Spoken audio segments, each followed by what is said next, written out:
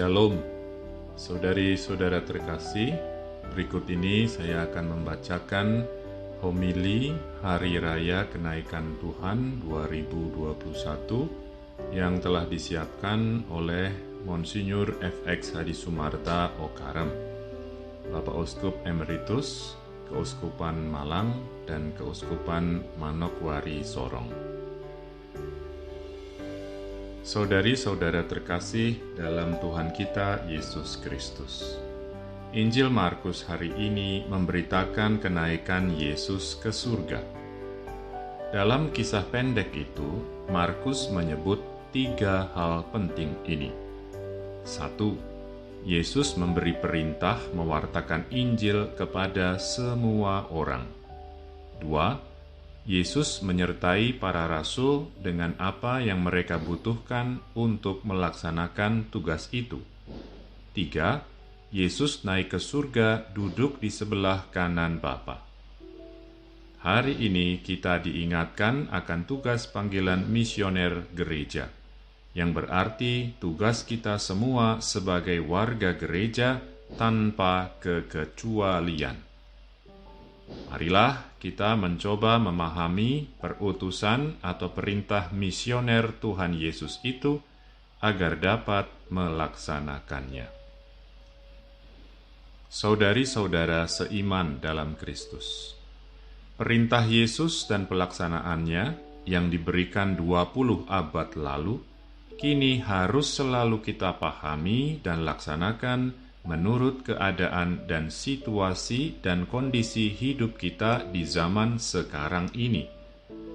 Dahulu itu berarti bahwa murid-muridnya harus meninggalkan tanah airnya sendiri dan pergi ke bangsa-bangsa lain.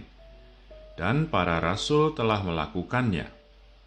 Petrus dan Paulus bahkan sampai di Roma dan mati sebagai martir demi Injil yang diwartakannya di luar tanah air mereka sendiri. Apa maknanya bagi kita perintah misioner Kristus sekarang ini? Selama 20 abad, Injil sudah diwartakan ke seluruh penjuru bumi kita ini. Kabar gembira yang diwartakan Yesus dan diteruskan pewartaannya sampai kini ternyata belum didengarkan, bukan sekedar didengar, belum dipahami, belum diterima dan dihayati sepenuhnya, bahkan oleh orang-orang Kristen sendiri.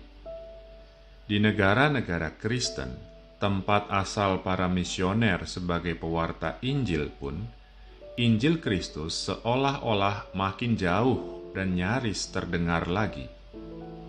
Injil belum mampu menjadi garam atau ragi yang meresap ke dalam kebudayaan bangsa-bangsa modern.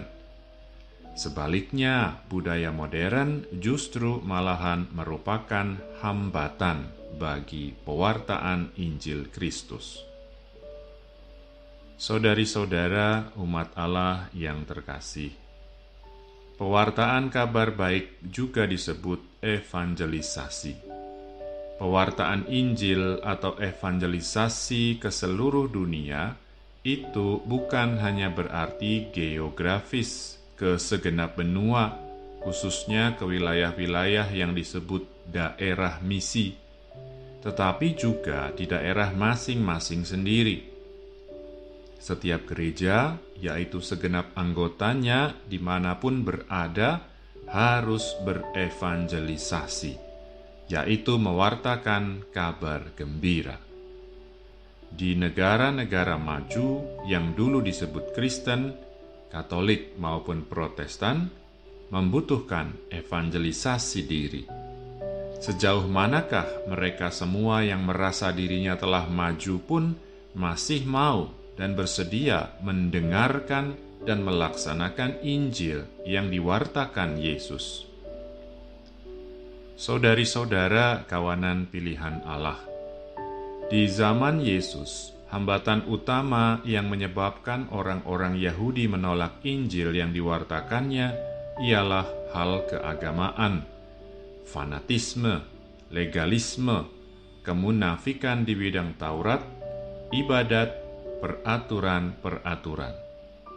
Di zaman modern sekarang ini, dengan kemajuannya di pelbagai bidang yang luar biasa, hambatan yang menolak, tidak menerima, dan tidak mau menghayati Injil secara konsekuen ialah egoisme, kesombongan, kebanggaan merasa lebih hebat daripada lainnya, kekayaan dan harta, kebencian dan ketidakadilan.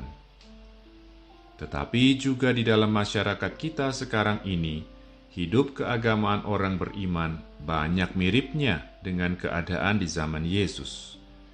Ada perhatian yang berlebih-lebihan terhadap ibadat lahiriah yang tampak, tetapi tidak seimbang, bahkan sering berlawanan dengan apa yang diutamakan dalam Injil Yesus, yaitu berbuat baik terhadap sesama. Hidup keagamaan terpisah dari hidup kemanusiaan. Bagi banyak orang, hidup beragama justru terpisah dari hidup mengasihi sesama, seperti dikehendaki Kristus.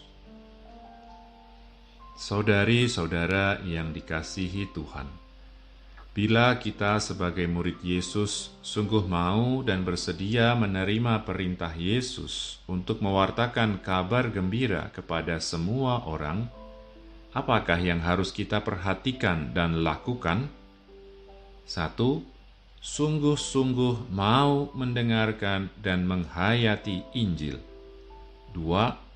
Dengan jiwa dan semangat Injili bersedia meneruskan Injil yang dihayati kepada semua orang di mana kita hidup dan bekerja. 3. Pewartaan Injil bukan hanya dengan kata-kata, tetapi terutama lewat sikap, pergaulan dan perbuatan seperti dilakukan Kristus sendiri.